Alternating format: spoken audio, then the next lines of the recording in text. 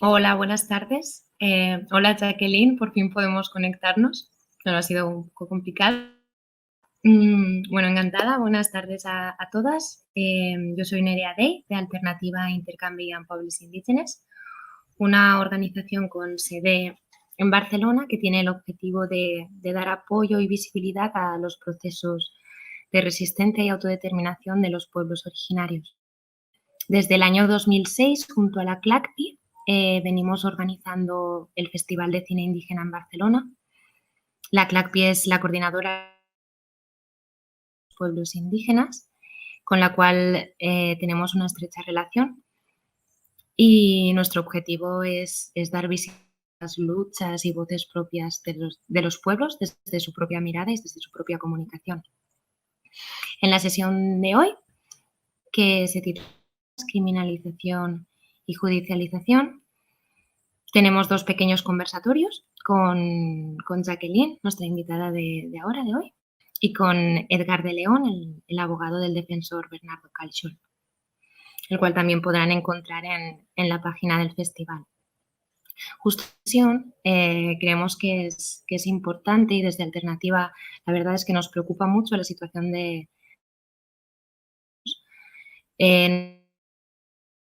el resto del mundo. No es un hecho aislado, ni la persecución, ni la criminalización, ni incluso el asesinato.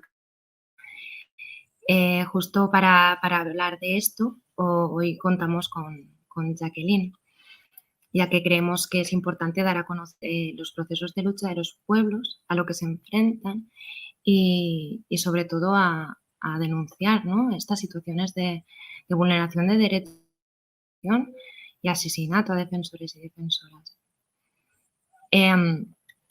Jacqueline es del pueblo Wayú, en La Guajira, frontera Venezuela-Colombia. Ella es defensora de derechos humanos, territoriales y ambientales, y forma parte de Fuerza Mujeres Wayú, un movimiento que desde el año 2006 trata de visibilizar y socializar con la ciudadanía colombiana justamente los procesos de resistencia, así como también visibilizar las y de los desplazamientos forzados que están habiendo en los territorios. Mucho tu presencia, Jacqueline. Gracias por estar aquí, por participar de este festival. Y bueno, yo voy a extender mucho más. Van a ser 3 preguntas muy sencillas en las que usted puede desarrollarlas tranquilamente. Y bueno, si tiene alguna duda o cuestión, pues estoy acá y podemos hablarlo. Entonces, para empezar, vamos a ello. Territorio, desde su organización, ¿cómo valoran estos 4 años de acuerdos de paz? Y la situación, ¿no?, en que la persecución y el agravio a los derechos humanos pues sigue y es constante, incluso peor en cuanto a los acuerdos. Entonces nos gustaría saber un poquito, si nos podría explicar pues procesos de criminalización y si realmente los acuerdos de paz, qué efecto han tenido, cómo se han asentado en los territorios. Y ya te doy paso, Jacqueline. Gracias. Bueno, aquí te cuento un poquito. Yo soy Jacqueline Romero Epiayú, hago parte de un movimiento de hombres y mujeres Wayú en el norte de Colombia, territorio Wayú, que estamos entre el lado de Colombia y Venezuela, y somos el pueblo indígena más numeroso del país, digamos, ¿no? Entonces, hacemos parte de un proceso de defensa del territorio y, pues, obviamente, defender derechos humanos, ¿no? Y obviamente, pues todo lo que ha significado para nosotras y nosotros la labor de defender el territorio se ha visto también amenazada nuestra seguridad, nuestra vida, por hechos pues que victimizan, ¿no? Tanto amenazas, estigmatizaciones, y digamos pues que eso hace parte del diario vivir del movimiento social en Colombia, que hoy tristemente y dramáticamente tenemos que decir que en estos 2 años de gobierno de Duque, desde la firma y desde la firma de los acuerdos de paz, desde el 2016, el número de asesinatos a líderes sociales y a excombatientes FARC, digamos que es una suma dramática, ¿no? O sea, todos estos asesinatos, cómo han aumentado desde la firma de los acuerdos y sobre todo cómo se ha agudizado en estos 2 años de este gobierno, ¿no? Estamos hablando de alrededor de un 50% de los asesinatos de líderes después de la firma de los acuerdos ha sucedido en estos 2 años de gobierno actual. Y bueno, es horroroso, es muy triste cuando también estamos frente a un gobierno que desconoce, frente a un gobierno que no está atendiendo, frente a un gobierno que está, digamos, invisibilizando frente a una total impunidad de poder hacer una investigación seria o poder, digamos, como disponer el aparato estatal para poder investigar y dar pues con los autores intelectuales de esta serie de hechos que han venido sucediendo específicamente contra líderes sociales, ¿no? Entonces, pues hay varias cifras que, digamos que se contraponen. El gobierno tiene una cifra, y pues la entidad del Estado, que es la Fiscalía General de la Nación, tiene una cifra, y las organizaciones sociales y de derechos humanos que también hacen pues como un monitoreo y como un mapeo regional de lo que está sucediendo en zonas a donde se vive de manera más aguda y de un mayor impacto esta situación, como es la zona de Nariño, de Antioquia, de Cauca, que es a donde ha tenido mayor incidencia estos números de asesinatos, ¿no? Entonces estamos hablando, por ejemplo, de Indepaz, que es una organización de derechos humanos que hace también como este monitoreo, y estamos hablando de más de 900 asesinatos. Podríamos estar pasando más ahora, ¿no? 970 son como las cifras. Y de estas cifras estamos hablando de que el 45% de estos asesinatos corresponden a grupos étnicos, afros, indígenas, campesinos. También hay informes pues, en los que también hemos participado como organización y en lo que hemos venido también haciendo como un monitoreo, y es en cuanto a la incidencia también de asesinatos a mujeres, y mujeres específicamente por ser pues, líderes, defensoras del medio ambiente, y es también una cifra dramática, ¿no? Digamos, un 20%, 25% estamos diciendo en un último informe que ha hecho la organización internacional Oxfam, frente a esta cifra de asesinatos hacia mujeres, ¿no? Entonces, si uno mira como toda esta radiografía de lo que está sucediendo en el país, frente al silencio estatal, frente a la total impunidad que existe frente a esto, y frente a un gobierno que tampoco le interesa cumplir y dar, digamos, como o que no ha mostrado la voluntad política de dar un acompañamiento y un seguimiento a la implementación de los acuerdos, ¿no? Entonces, para este 2020, pues, cuando comenzó la pandemia, cuando fue declarada la pandemia para el mes de marzo, en Colombia es una cosa vergonzante. Contábamos más días, más asesinatos que días de pandemia y que la afectación propia del virus en su momento, ¿no? Entonces estamos hablando que dentro de lo que va este 2020 han sido asesinadas más de 250 o sea, vocerías de liderazgos sociales en distintas partes del país. Y para completar, digamos, como todo este oscuro panorama frente al papel de los líderes sociales, estamos hablando en los últimos 2, 3 meses, estamos hablando de alrededor de más de 60 masacres en los que han sido asesinados jóvenes, campesinos, digamos, como esta misma característica que ha traído esta situación de los asesinatos a líderes sociales, ¿no?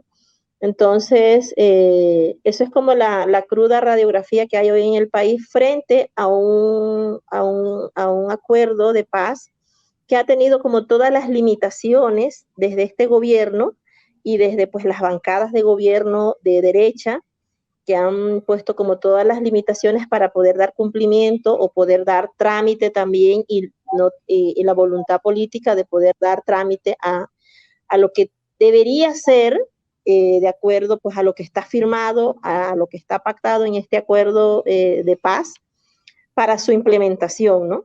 Entonces, es así como hoy se vive en estas situaciones en zonas muy álgidas a donde pues lo que decía anteriormente, ¿no? La incidencia de estos asesinatos, como se ha dado en distintas regiones, pues a donde también la presencia de la insurgencia en su momento era muy fuerte y que hoy, pues, en esto que se logró como acuerdo de paz, la esperanza era pues que existiera un cumplimiento y que existiera también toda una forma de poder garantizar igualdad social, que pudiera también haber presencia institucional, pero no presencia institucional con militarización. Entonces, eso te podría contar como gran parte de lo que hoy podemos estar contando en Colombia frente a la dramática situación de violencias y sistematicidad de las violencias en contra de la vida de los líderes sociales y defensores de derechos humanos y excombatientes de la antigua FARC, ¿no?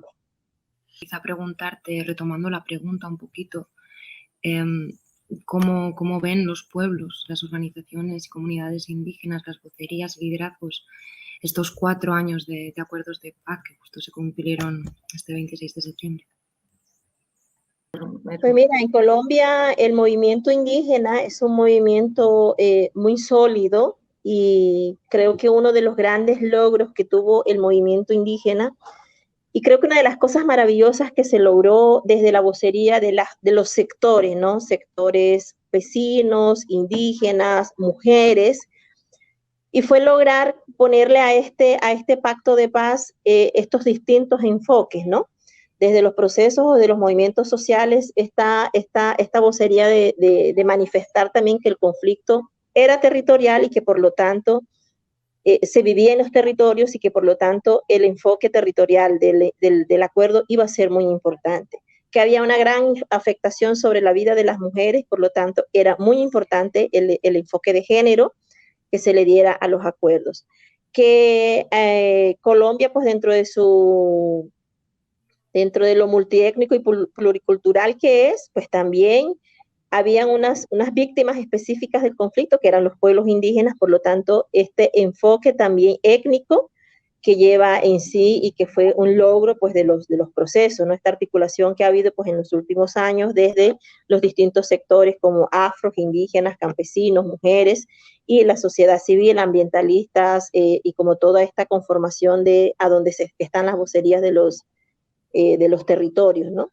Entonces, el movimiento indígena, cuando la firma de los acuerdos de paz, fue toda una lucha para poder plasmar la propuesta del movimiento indígena, porque el movimiento indígena en Colombia históricamente ha hecho planteamientos de paz, ha hecho propuestas de paz, y se logró que a último momento pudiera incluirse el capítulo étnico dentro de los acuerdos, ¿no? Entonces, hay una voluntad, hay una postura muy clara de acompañar, de apoyar el proceso de paz, de acompañar la implementación, porque en últimas lo que estamos viendo en Colombia es que las víctimas, que es como lo que se logró también que fuera como el centro de este acuerdo de paz, y era que las garantías se pudieran plasmar realmente en este acuerdo, estas garantías de no repetición, de verdad, de justicia para las víctimas como centro de este acuerdo. Entonces hay un papel muy importante, hay una postura muy importante y es que quienes, y creo que lo hemos demostrado tanto los distintos sectores como el movimiento indígena, de realmente la voluntad, a pesar de la agudización de la violencia en los territorios étnicos, por los distintos intereses, ¿no? Porque lo que hemos estado analizando y monitoreando después de esta firma de este acuerdo de paz, el gobierno sigue estando ausente en los territorios, pero sigue la presencia militar, se han fortalecido los grupos paramilitares que nunca han dejado de existir en Colombia, muy a pesar de toda esta falacia que se intentó en el gobierno de Uribe, cuando se hizo el desarme de los grupos paramilitares. La sombra del paramilitarismo, del narcotráfico, permanece en este país Y creo que hoy es como la radiografía de lo que está sucediendo en zonas tan dramáticas a donde se sigue teniendo el control territorial por parte de grupos paramilitares y sobre todo pues que tienen como todo este control del narcotráfico. Y eso pues acompañado de esta ausencia institucional que no termina de garantizarse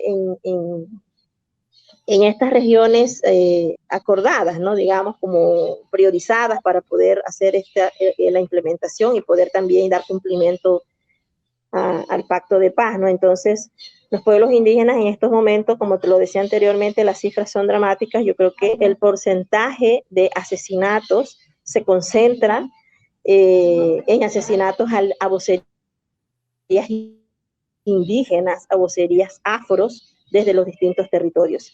Entonces, eso hace que cada vez el llamado y la postura de que haya una implementación, de que haya un acompañamiento, pero también a la mirada internacional de seguir acompañando y seguir en el proceso de verificación de la implementación de los acuerdos, que ha sido como uno de los reverazos que ha dado este gobierno frente a esta política de volver trizas el acuerdo de paz, ¿no?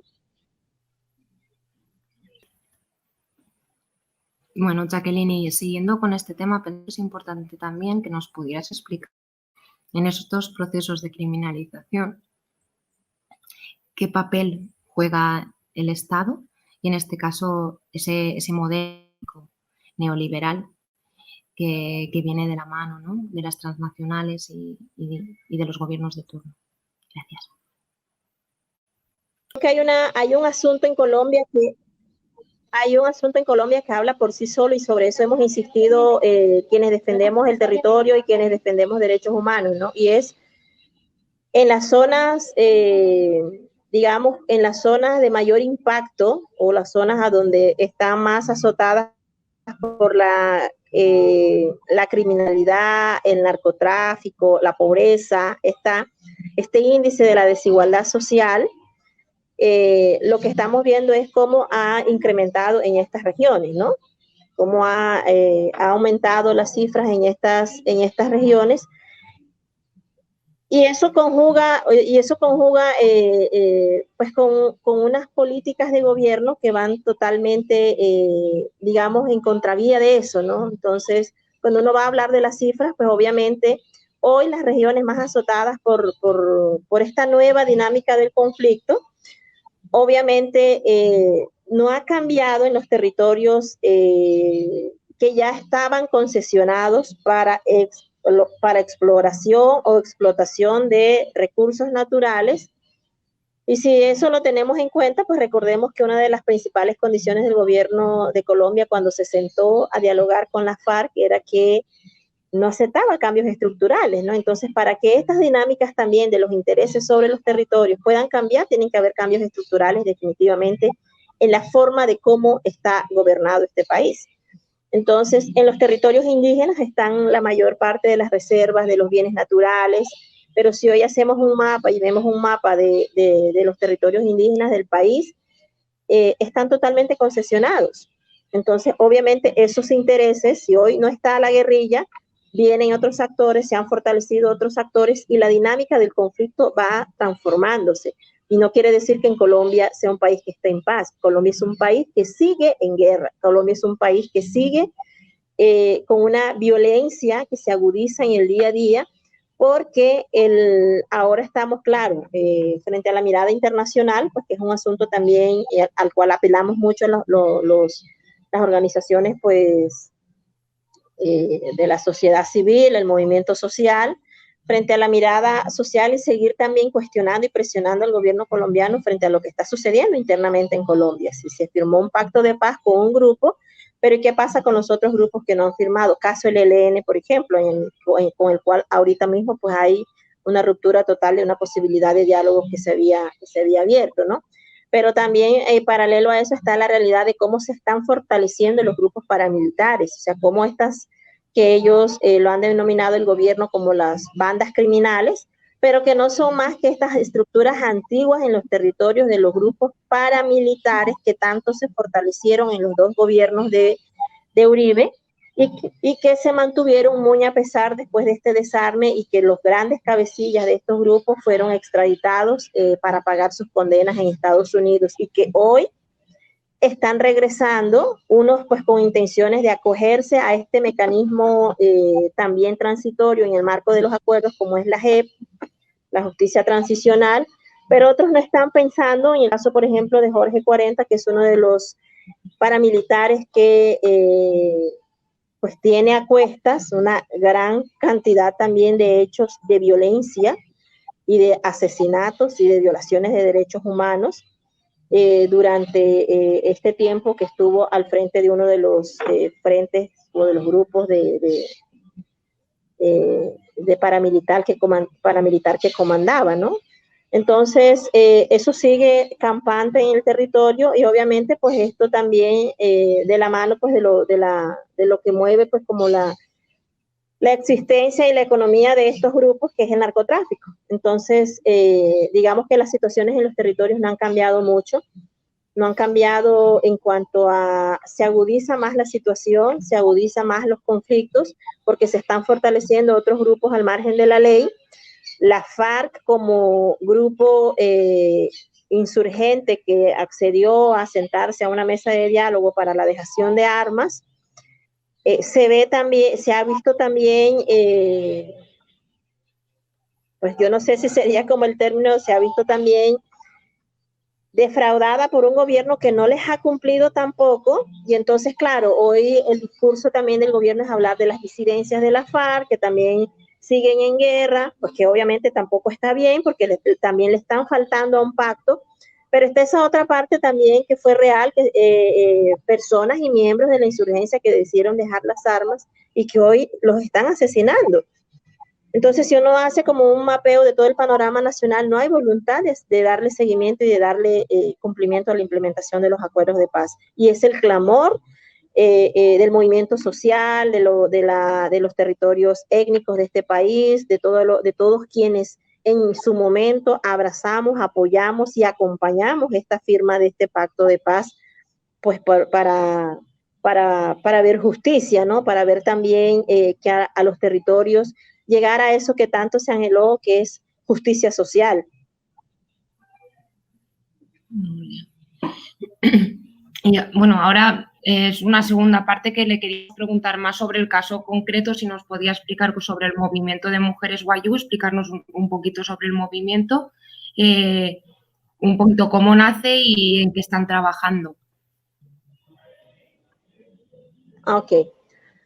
Bueno, Fuerza de Mujeres Wayuu es un movimiento de hombres y mujeres Wayuu que pues hemos asumido una vocería para defender el territorio y surge necesariamente como una respuesta al conflicto armado, ¿no? Digamos que hace parte como de esas experiencias de resiliencia que existen muchas en Colombia de víctimas frente al conflicto armado. Fuerza de Mujeres Wayuu hace alrededor de 13, 14 años, distintas partes de La Guajira, al norte de Colombia, a donde también la violencia llegó, a donde también el paramilitarismo masacró, asesinó, desplazó, desapareció personas.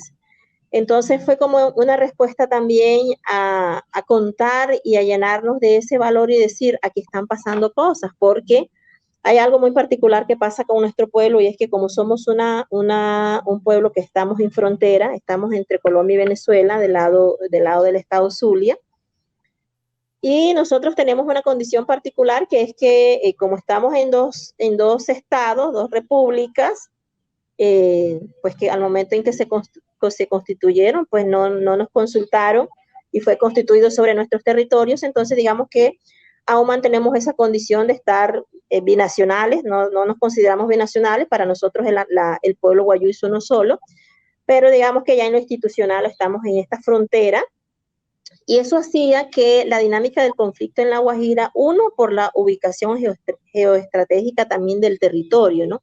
Estamos al norte de Colombia, en el Caribe, lo cual es también una zona muy apetecida como ruta del narcotráfico para el Caribe, ¿no? Y para Europa y Estados Unidos. Esto hacía una zona y por eso también cómo fue y cómo se vivió el conflicto en esta zona, por estas características también y pues obviamente por la presencia de distintos actores sobre el territorio. Presencia de empresas multinacionales, en La Guajira también tenemos la explotación de carbón más grande, una de las más grandes a nivel mundial a cielo abierto, que es la mina del Cerrejón, y que también ha sido, pues de la cual es dueña pues, de dos grandes corporaciones internacionales, que es la BHP Billiton y Glencore, y la cual también hemos venido denunciando toda la violación sistemática de los derechos humanos de las comunidades afectadas, ¿no? Entonces, digamos que toda esta situación que se presenta en el territorio ha sido como la vocería y la bandera para poder visibilizar, para poderle contar a Colombia y al mundo de que el pueblo guayú también estaba siendo afectado por el conflicto armado y por otros intereses pues de índole nacional, como era el tema de la explotación de recursos naturales en territorio guayú, ¿no? Entonces, eso hace parte como de la historia del movimiento, de cómo nace, porque era también como una salida, como esa voz de auxilio de poder poner visible lo que estaba sucediendo en nuestro territorio. Y en el transcurso pues, de estos más de 12, 13 años, también ir como entretejiendo la correlación que existe entre las distintas conflictividades dentro de los territorios, donde hay recursos naturales, donde se presenta militarización, donde también hay presencia de grupos insurgentes, donde también hay estigmatización por la fuerza pública, y todo esto cómo se traduce también en la sistematicidad de las distintas formas de violencias y violaciones de derechos humanos que se presentan en nuestro territorio, ¿no? Gracias, Jacqueline. Te quería preguntar también como defensora, como mujer, si es que quieres, no tienes por qué sentirte comprometida, ya nos conocemos un poco. Justamente, ¿cuál es tu experiencia dentro de la organización de Fuerza Mujeres Guayú y por la criminalización que también has sufrido como mujer y como defensora?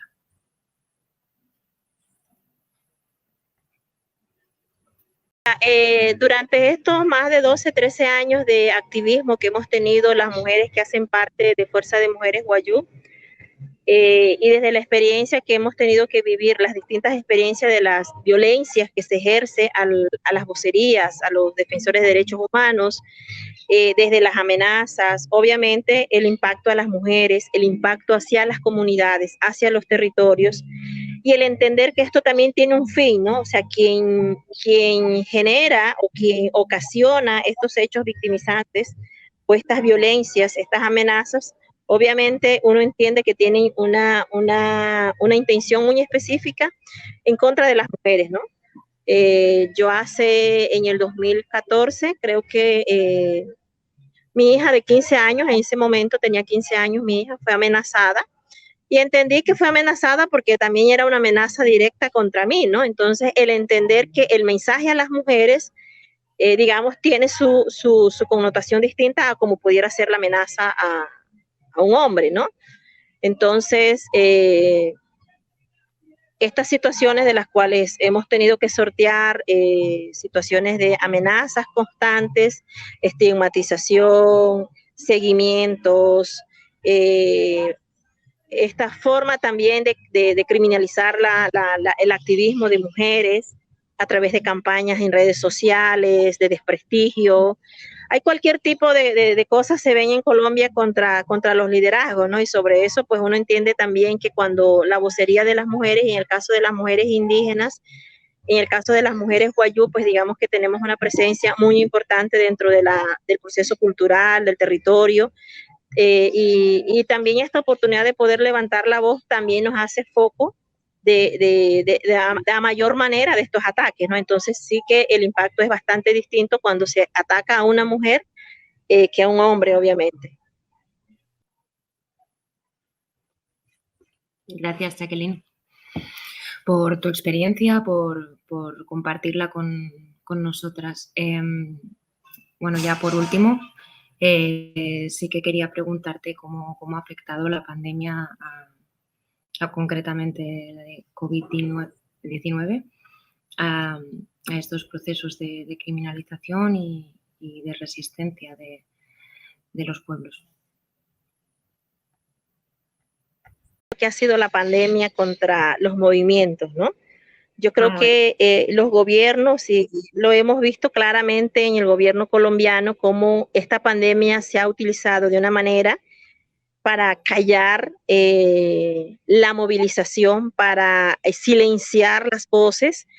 Y en eso, pues las cifras no mienten en Colombia, lo que te decía anteriormente, de cómo aumentó de manera tan dramática en plena pandemia, cómo aumentaron de manera tan horrible los asesinatos a líderes sociales en estas zonas tan álgidas como el Cauca, Antioquia, lo que te mencionaba anteriormente. Entonces, yo creo que también el ejercicio de esta pandemia con la cual tendremos que aprender a vivir, que no nos siga inmovilizando. La pandemia no puede seguir inmovilizando las vocerías.